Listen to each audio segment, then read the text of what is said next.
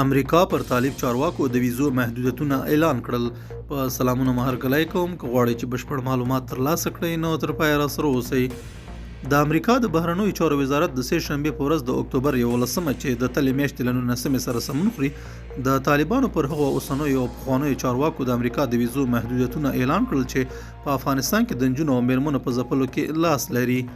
د یاد وزارت په اعلامیه کې د بهرنیو چارو د وزیر انټونی بلینکن په قول ویل شوي چې د محدودیتونو په دې اقدام کې د طالبانو اوسني او پخواني غړي د غیر دولتي امنیتي ډلو غړي او نور هغه افراد شامل دي چې په افغانستان کې په محدود کوونکو پالیسیو او تاوتریخوالو سره د نجونو او میرمنو په ځپلو کې مستقیم او غیر مستقیم لاس لري.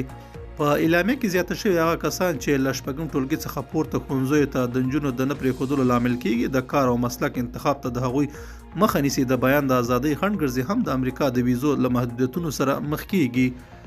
د امریکا د بهرنیو چارو وزارت په اعلامیه کې ویل شوي سره له دې چې طالبانو ژمنه کړې وه د ټولو افغانانو بشري حقونو ته به درناوی کوي، خو هغوی د یو لړ پالیسیګانو په اعلانولو سره د نجونو د تعلیم او په ډیرو برخو کې د میرمنو د کار مخه نیولې ده. دا زموږ نننی چمتو شوی مطلب. تر بیا ښه وخت او ښې چارې.